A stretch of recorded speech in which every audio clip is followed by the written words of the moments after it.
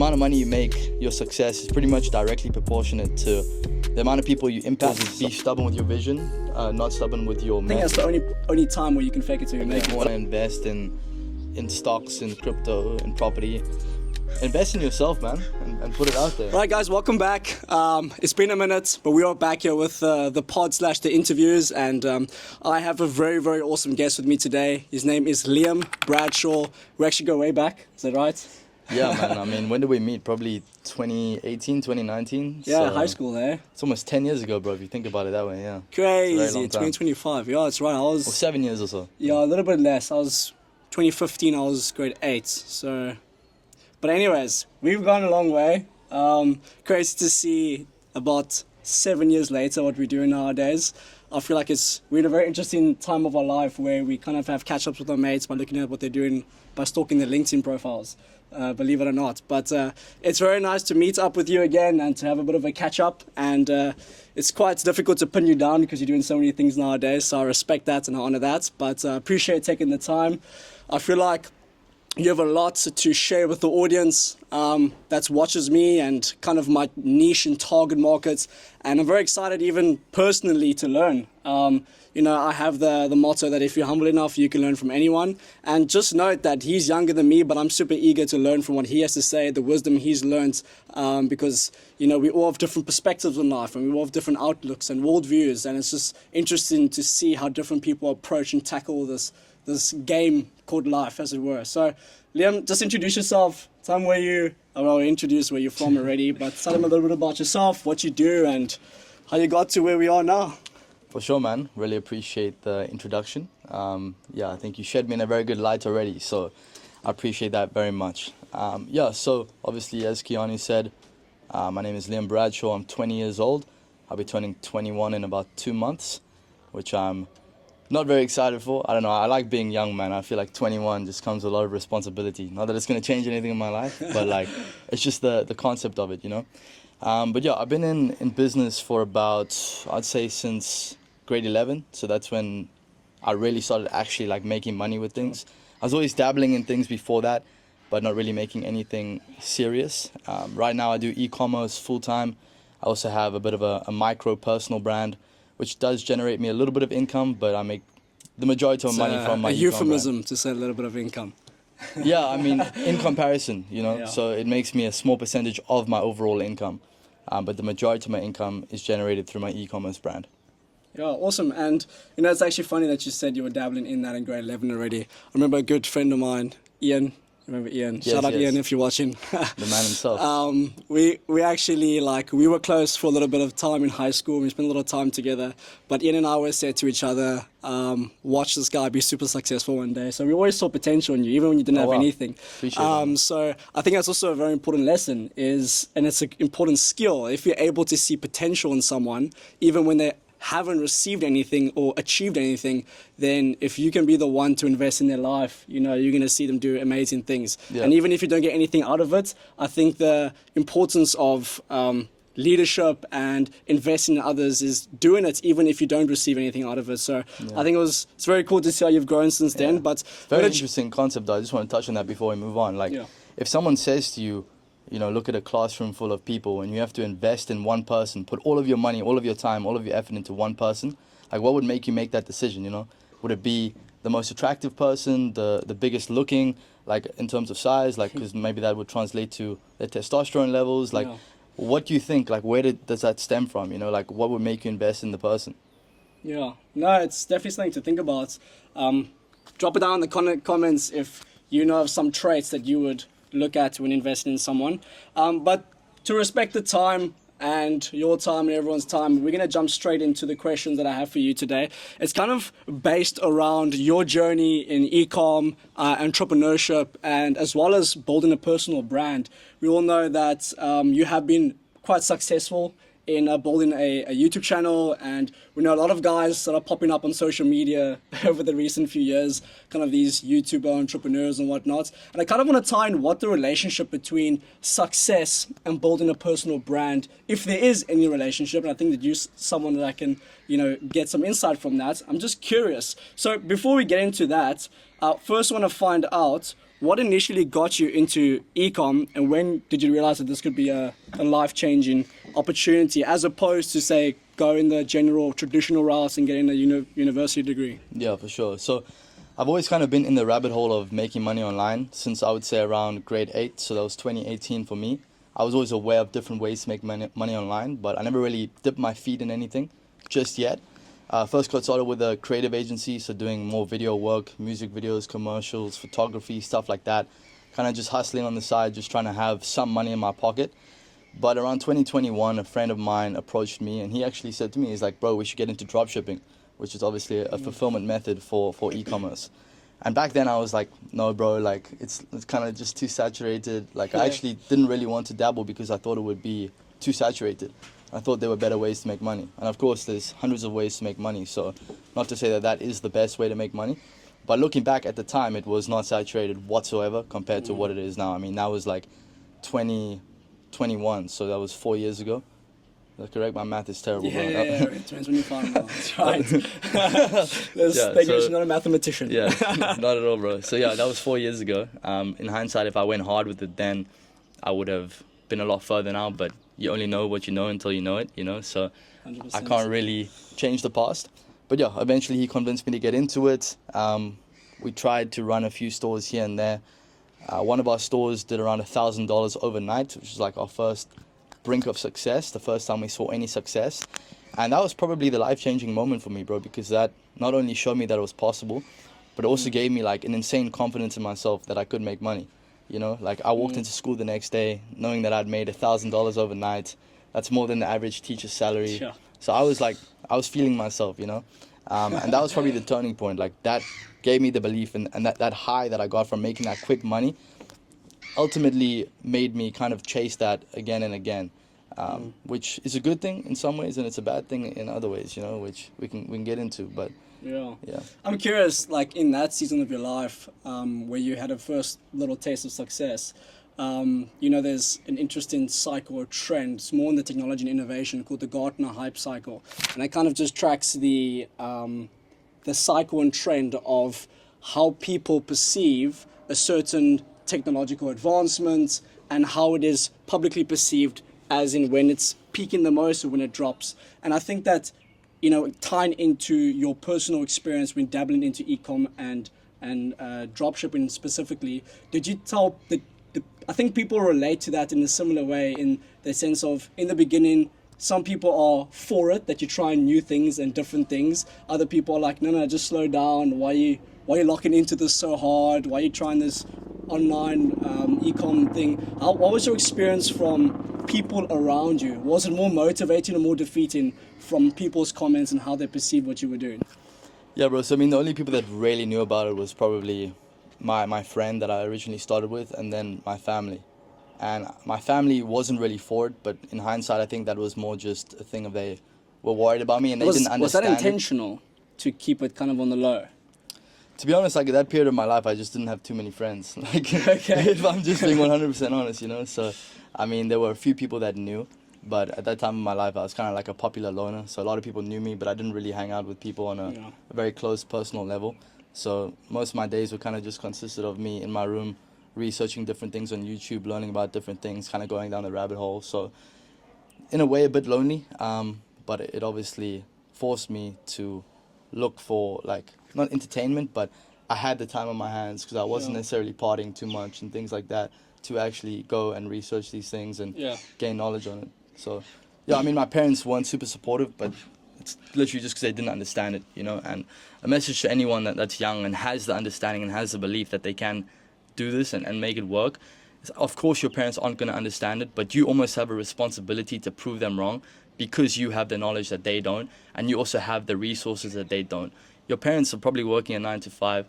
They don't have the belief for one, and then they don't have the time to go down the rabbit hole and learn how to run up a dropshipping store. You do. Yeah. You have the belief. So it's like, if you want to make it work, you almost have a responsibility to, you know, become financially successful, maybe change your parents' lives, and also then show them that it's possible, you know? Yeah, and I feel like, you know, in a different industrial revolution today, and the technology we have access to, and the information and the knowledge we have access to at our fingertips and our disposal is completely different to what our parents and even boomers had access to. Yeah. So I feel like a lot of ways and methods and business models that are more prominent today, our parents raise their eyebrows and scratch their head at it because they aren't used to it. But, I like your outlook that, you see e-com as a way to make money. It's not the only way to make money. But just on that and on the kind of it's very important. I like to study people that are successful. I like case studies, biographies of people that make it in life. And, I try and tie in kind of consistent attributes and characteristics and atomic habits, as it were. When it comes to, shout out to the book, it's a good read. Have you read it? Yeah. Yeah, it's a good read. When it comes to one aspect, what got you into, because you do have a kind of a personal brand, you've kind of used to track your journey in e-com. What is the motivator that you had when building your personal brand to begin with? And could you have succeeded without it? Yeah. So honestly, man, I started getting some results in my matric year of high school with e-com. I got to the point where I was making maybe $3,000 a month from that towards the end of high school. So in the beginning, it was kind of just me experiencing money for the first time. So I just wanted to show people, Yeah. So I would be going out to hotels and I would just be filming. I would occasionally share the results of my story and stuff like that. And I think obviously that had a wow factor to a lot of people. So obviously that gained me a bit of traction in the beginning and obviously brought me some attention. So that was kind of how I got started. And the second question was, could you have succeeded without building a YouTube channel, putting yourself out there, kind of tracking what you were doing? Is it a catalyst to your success today? It's very interesting, bro. I think looking back, if I have the knowledge that I had now, no. I know you can, especially because I do e-commerce, it's something that doesn't require any attention from my personal brand. I have my team, I run ads, I pay for the ads directly to my e-commerce pages. It got nothing to do with my personal brand, But thinking about it now, as you say it, I feel like me building my personal brand, for one, put a spotlight on me. Or at least I felt like there was a spotlight on me. I don't believe in spotlights, but I felt like I had a lot of people having their eyes on me. So it motivated me to an extra level to stay successful and keep pushing. Yeah. So I guess it gave me that motivation. But besides that, honestly, I don't think for what I do e-com, it's 100% necessary to have a personal brand. Obviously, it's going to make it easier for hiring, for connections, for if you have issues, for getting in contact with certain people to solve those issues, etc. So it will definitely make it easier, but it's not necessary, no. What do you think is the value behind building a personal brand? Why would you think it's important, and why is it valuable to invest in building your personal brand? Yeah. There's many different things, obviously. Okay, there's connections, there's money, there's building an asset. Obviously, if you're more out there, more people know you, you're going to be able to formulate connections much easier. We live in a digital world right now. Everyone's on social media. Instagram is basically a glorified dating app, most of the people that you meet would have looked at your Instagram first. Yeah. And if you've got a weird Instagram, no profile photo, 50 followers, it's going to put a lot of people off, and they won't actually know what to expect when meeting you.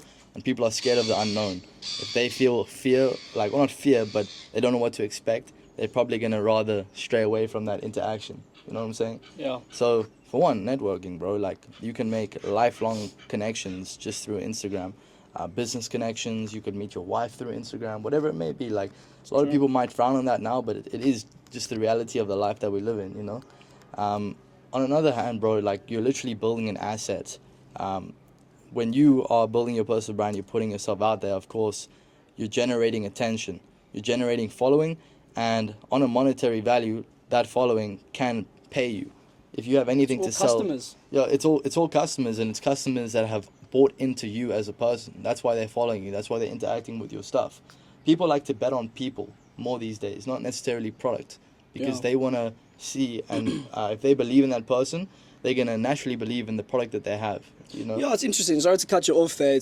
You see a trend on social media a lot today, especially within the last, I'd say, even just 3 years, combined. Mark Zuckerberg has more followers on his personal Instagram account than Facebook and Meta together. Yeah. You know, so it's quite interesting. You see that trend online, and you can do that exercise with Elon Musk. You can do that exercise with Iman, what's his name, Godsey. You can do that. Anyone online, any kind of business they've built or product they've built, go compare their personal brand or personal Instagram or personal LinkedIn to the actual business account, and you're going to see that people are investing in the personal brand way more. Yeah. You know, which is quite interesting. So it's capitalize on that in this world that we live in today. 100%, man. And yeah, so like you're literally building an asset that's gonna pay you in the future. Like people want to invest in stocks, in crypto, in property. Invest in yourself, man, and put it out there. You know. Yeah. Because again, like what I said, like if you can impact people, that is what's gonna make you rich. You know, whether it's through product, whether it's through entertainment, whether it's through value that you're providing them, whether it's through, you know, you changing their mindset, their life, their financial situation, the way that they fish. Like you could build a personal brand around anything, man. Yeah. You know, so if you're 100%. just impacting people, that is value. Yeah, and I think also it's just be genuine about it. And yes, we want to reach financial freedom and whatnot, but genuinely want to bring value to people, and they will be able to tell. They will be able to see that you genuinely are passionate for what you do. You're passionate about your niche topic, whatever the case might be. If you're speaking about how to groom hamsters, I'm sure there's a niche for that somewhere. Yeah. Whatever the case, but whatever you're talking about, be passionate and be wanting to bring value to people and solve a problem that people have, a genuine problem, and they will see that and they will follow you, and you can capitalize on it in the future. So yeah. I mean, it's like, it's also a saying, it's like, I think it's money goes where attention flows. You know, so even if you just have any attention, like naturally money is going to go there. If we're talking purely financial now, you know. Yeah. Like money will be in where attention is, where people's eyes are, because humans are the people that consume money and transfer money. And if humans' attention is on something, we have full control to put the money in that direction. You know what I'm saying? Yeah. Yeah, that's why if you have a big following, you can always monetize on that. Yeah. So, yeah. Sure, but at the think same it's time, I don't think it's for everyone, man. Like, there is also something very nice about just, you know, making your money however you make your money, not having a personal brand, not being known, just having the people that you know you, the people that you love around you. But just to touch on that, it's not even necessary to build a personal brand where you put in yourself out there, like your actual physical face. Yeah. You can build a big following by using, I don't know, like we have so many AI tools out there today. Yeah. Right? They can, obviously I wouldn't say do this for every piece of content you do. They can write a script. You can write a script, put it to speech, generate a video based on a script, and you can be consistent in posting by using the tools that's at your disposal. Yeah. So it's not even necessary if you aren't someone to put yourself out there. And also, I think it's also important to note that building a personal brand isn't necessarily being a content creator. Hey guys, this is what I'm eating today. Come on me. No, come with me. not, yeah. Like, just clarify the distinction, because a lot of people have that perception about building a personal brand where they got to vlog everything they do. Yeah. So what's the difference between the two, so people know?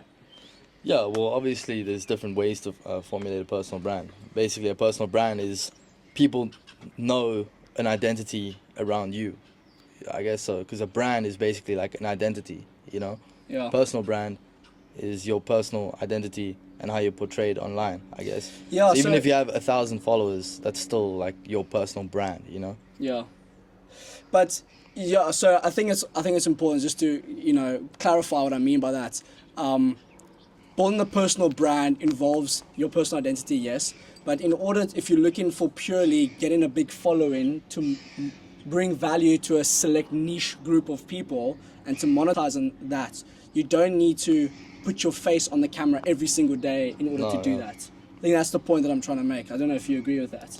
I do agree with that, but I do think that you'll build a stronger personal brand if your face is in it. 100%. I think that's why it's also not for everyone. There's ways to do it. You'll build a stronger personal brand if your face is showing, because people will feel more connected to you.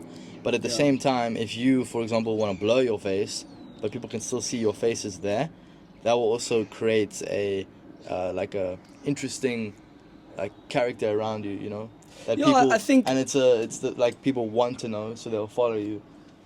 Yeah, I think thought it's this was a interesting. spider here. I think it's interesting because I mean I even know this. I don't watch him too often, but this guy does trading live on YouTube, and he wears a mask like I don't even know what kind of mask it is, but you don't see his physical face. But his personal brand is he's known for wearing this mask, and he Yeah. has the same backdrop, and he does trading, and people go to his channel to view that one thing, you know. And he has a massive following, and he's Yeah. doing very well for himself, monetizing from YouTube itself. So I think that it's very very true what you say. People have the personal connection, but there's ways to be creative about it as well. If you're not someone who wants to vlog there every day, there's other ways to do it as well. I You think could that- literally like film you walking, and they just see your body, and then you've got text over on the screen explaining some lesson or your Yeah. thought process about something, etc. It's good insights. And just in your journey so far, have you had any, what was the biggest setback or challenge, and what is the biggest lesson you've learned from that In my journey in personal brand or just in general? in general? Honestly, going broke, bro. Like last year, I had a stage where I went kind of broke. Like I was making a lot of money, but I decided It's a to lights under your butt, eh? yeah, I decided to step away from one of my businesses, which was generating me a lot of money. It was a big risk. I just wasn't passionate about it whatsoever, and I thought I had enough cash reserves, but in hindsight, I did. But I spent a lot of money last year as well. So I got to the point where I started running very low on cash. I've got some crypto investments, thankfully, so I was going to get to the point where I was going to have to take that all out, which I didn't want to do because it was literally basically like my savings, you know. So yeah, dude, that was my biggest lesson, was that whenever you think you're doing well, yes, acknowledge it, pat yourself on the back, but try and push to the point where you're doing 2 to 3x what you originally thought you were doing. So that Yeah. even if you do have a slight pullback, you'll still be way above ground zero. You know, success comes in waves, and generally every wave that goes up is going to crash. Yeah. But the bigger it goes and the higher it goes, the lower it crashes. So if you have momentum, it's going to be a lot easier to make that wave a lot bigger. So if you Yeah. can ride the momentum while you have it, make that wave extremely big. When there is a pullback, it's only going to be very small compared to what it would have been if you had like a tiny little wave, you know? Yeah, yeah, no, that's awesome. And I think that, you know, a key part to your success post that is how you respond to when you fall. Yeah.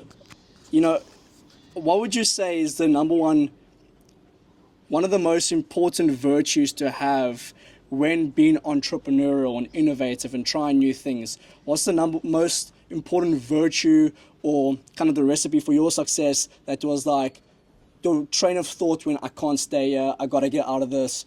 What is, for anyone watching that is kind of hasn't made it yet, kind of still figuring out what to do, what is one, would you say, attribute that they should chase and embody and hold on to in order to get a little bit of success?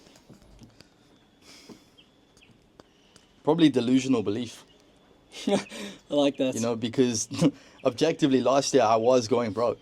Like I literally told my girlfriend, I was like, listen, like I'm going broke. Like if you want to leave me, you can. Like not that she's here for the Crazy. money whatsoever, you know, but of course that was Yeah. a fear of mine, Yeah. you know. But I was so confident that I would come back that I didn't cut back on any expenses. Like I still rented this apartment that I'm staying in now. I didn't cut back Yeah. on anything, because if I didn't have that confidence in myself and my bank account started going down and then I started paying less for rent, cutting back on all my expenses, what would that reaffirm in my brain? That yes, you're a sinking ship. You're losing where you're at, you know? Yeah. So I don't know. I truly believe that, you know, if you're in a place that, like for me, like let's say this apartment, for example, it makes me feel inspired. It makes me feel good. If I had to downgrade, that would be detrimental to my delusional belief in myself that I'm successful. Sure. And how powerful do you think the mind is as a tool when it comes to making it out there? I think it is the make or break. I think the it's things everything. that you tell yourself, Yeah. you know, the beliefs that you have, kind of, you know, it's like, what's the word now? Cognitive dissonance. Yeah. So cognitive dissonance is a psychological term that refers to when you say or believe that you are something, I am successful, or I am financially savvy, or I am not a loser, or I'm not a loner, whatever the case might be, and you start acting in ways that go contrary to that belief that you have, you feel this internal angst, and that will drive anyone not to stay where they are. So I think the things that you tell yourself and the beliefs that you have about yourself is extremely important. If you tell yourself, I think like a millionaire, and you start wasting your money on crap, and you don't invest well, and you don't use money in the right markets or whatnot, you're gonna feel like horrible. Yeah. And it's gonna drive you to make a change. Of course. So, do you think that plays a big part in your success? The beliefs that you have, what you tell yourself, the things you put in your mind, the things you watch and read, like touch on a little bit on that. For sure. Obviously, there's a lot we can speak on with that, but at a high level, your mind doesn't care about being rich, about being broke, about being fat, about being skinny. Your mind cares about being right. So whatever your mind believes, it's going to make an effort to make that the reality. Yeah. Nah, it's good stuff. Making me think there. Yeah. Might touch on that. We can talk on that for a long time. But if you had to start over from zero today, whatever alley-oop to the next one, if you had to start over from zero today, what would be the first thing that you would do? So if you had nothing today, where would you start? Would I have skills or no? No skills, nothing. Let's just say you left matric and you didn't have a degree you're going to study and you didn't have money. What would be a skill you would acquire? What would be a course you would do? What action would you take? Yeah. I would just focus on getting experience. So I'd throw myself in the deep end for pretty much whatever opportunity that comes my way that's in alignment of the vision that I want for myself, you know? So for one, I'd get crystal clear on what I actually want out of life. And then I would start just, like I said, getting experience in what is in alignment with that vision. Because when you get experience, whether it's good experience, whether it's bad experience, it's going to give you knowledge, and it's going to give you information, and it's going to give you skills. And obviously, the amount of money you make, your success is pretty much directly proportionate to the amount of people you impact. So obviously that's where having a personal brand can help, or just having attention. So E-Comm obviously also just gives you attention because you're running paid ads towards a product that impacts people. If you can impact 1 million people, you're going to make well over $1 million, you know? Okay, so that's one. And I lost my train of thought. But if you have skills, I was saying the amount of money you make is directly proportionate to the amount of people you impact, the value you provide, and the problems that you can solve. It's pretty much like one of those three, you know? Yeah. And the problems that you can solve is pretty much directly proportionate to the information you have. Yeah. If you have no information, how are you going to solve people's problems? How are you going to provide people value? If you have no skills, how are you going to get someone to actually pay you for what you don't have? Yeah. You know, I think a lot of people, they try to rush success, and they're trying to build a mountain on a very rocky foundation. Yeah. You know? Like you need a solid foundation. 100%. And I think I can't remember who it was that said this. Maybe you can help me here. But you got to be stubborn with your vision, but flexible with your method. Yes. You know, yes, exactly. and I think that's so important because about a year ago, I also was like, I need to make a change, bro. I need to make a change. I need to do something because, and I think the light under my butt was, I met like this amazing flipping girl who said yes to marry me. I'm getting married, shout outs. Let's go. At the end of this year. And I was like, there was a part of me because I wasn't making a lot of money that was like, yes, sir, she deserves someone way better, you know? And I was like, I don't want to be that person that thinks that of myself. You know, I want to be able to give her security and provide for her. So that was like, I want to reach financial security and I'm going to do whatever it takes. Obviously, that can branch out into different facets. So be very clear on your goal. What do you want to achieve? Like I took a piece of paper. I still have the notes on my phone. Write down exactly what you want to achieve. There's actually a scripture in the Bible that says, take your vision, write it down, and make it plain. You know, and I think that's super important to take your vision, whatever goal you have, write it down and be absolutely stubborn. Like I want to reach X by the end of 2025. I want to earn this much money. And no matter what you think, whatever your brain tells you why it's not possible, continue to tell yourself that you're going to achieve that and you're going to make a way. And tell someone to keep you accountable. I think that's also another thing about putting yourself out there. You're putting yourself out there, and when you build a personal brand, you're like, these people are watching you. You got people counting on you, man. And there's people counting on you. People that are inspired by you. Exactly, and you don't want to let them down. Yeah. So you're keeping yourself accountable, and accountability is also super important. That's why, don't let your right hand know what you do. Don't tell everyone what you're doing, because you don't want everyone to know kind of what you're working on. But at the same time, you want a few people that you can trust to keep you accountable to that. So even I told my fiance, by the time I'm 30, I'm going to earn this much money. I told her that, and I said, you're going to keep me accountable to that. So I don't have a freaking choice now. Yeah. I gotta earn that much money, and I gotta figure out how I'm going to do it. But be stubborn with your vision and flexible with your method. Because I feel like oftentimes people will watch on you and try new things. I tried a business the end of last year, I didn't make a loss. I was like, nah, it's not going to be too profitable. And people are like, sorry, man. I'm like, at least I tried. Before you even executed, it's like one principle that always stands to Noah Kagan writes in his book in the $1 Million Weekend. Start now before you know how. Yeah. Yes, get the skills, acquire the knowledge, but you don't have to have everything perfect before you execute. No. What is the power, or what role did the power of execution and just, I'm going to do something, what role did that play in your success today? Yo, everything, man. I mean, it kind of alludes back to what I was saying, is that me actually taking action is what gave me the experience needed to succeed. Whether you take action on building a business, whether you take action on working for someone else, job shadowing someone, whatever it may be, it's still going to teach you what you need to know to eventually succeed. But I want to touch on what you said about, be stubborn with your vision, not stubborn with your method. Yeah, right? Yeah, far too many people are stuck to one specific thing that they want to do, not one specific thing that they want to achieve. And the thing is, if it's one specific thing that you want to do, that's good. You put goggles on, bro, and you have tunnel vision. There might be opportunities all around you, but you can't see it because you're too focused on this one method and this one way of making money, or this one way of achieving that goal. Yeah. That you're missing out on all of these other paths that are going to lead to the same outcome. So it's the same thing. If you're clear with your vision, you might have to do something that you're not necessarily passionate about. But if you have a clear vision, as long as you can see that you're actively getting closer to that vision, that is what's going to make you passionate. The fact that you're progressing, the fact that you're actually moving forward. A lot of people don't know what they want out of life, and that's the biggest mistake that they could ever make, because then they're just drifting. Yeah. You don't want to be drifting. Tell me, Liam, just on an interesting one, what is one thing people would be surprised to learn about you? What's your party trick? Or just one interesting thing about you that people would be surprised to know? One thing I would say people are probably surprised about me to know would be that I actually struggle a lot with confidence sometimes. Serious? Yeah, it's actually very inconsistent. Sometimes I'm very confident. Some days I don't want to talk to anyone.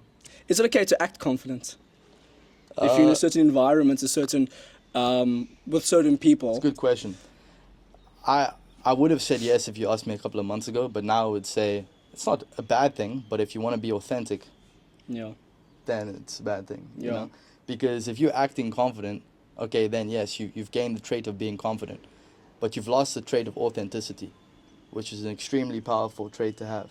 But it's quite interesting because just get my brain going, I've generally been quite good at public speaking. I've done quite a bit of it in my life, and it's very interesting because just before I'm about to step on stage or go speak to people or whatever the case might be, I just remember I'm doing my business studies, my postgraduate business studies now, and they asked me in my group for this presentation we had to do for a financial valuation of a company.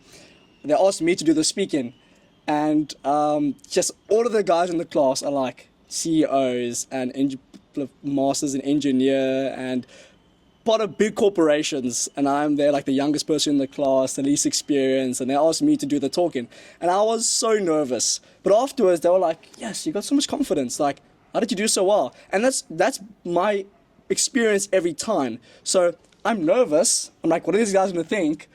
But I get up there and I kind of tell myself that these guys want to hear something from me, I have something to tell them, and I'm going to act as if I'm confident. So it's quite interesting how I think that's the only time where you can fake it till you make Yeah. it. But I think you probably are confident then, bro. Like, I guess. Yeah, like, I think you are genuinely just confident then. Maybe you're just nervous of the outcome, Yeah. you know? Yeah.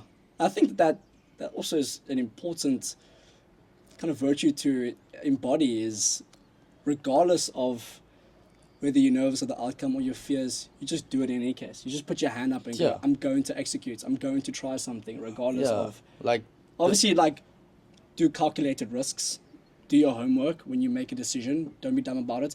And one thing I actually want to ask you is, I'm actually interested. What is the role? Because I have some mentors in my life, older guys that I can look up to and speak to. When I have business ideas, I go to them, and some of them are like, "What are you thinking?" Other times are like, "Oh, this is good, just not now."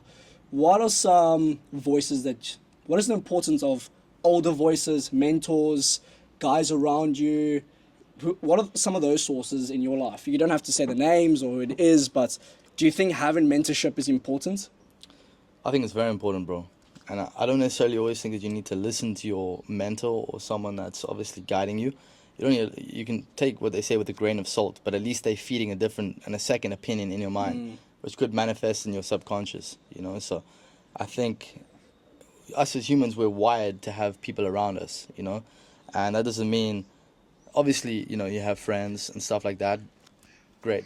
Doesn't mean that you can't have friends that you just mess around with and don't take life too seriously with. Yeah, Great, yeah. you know?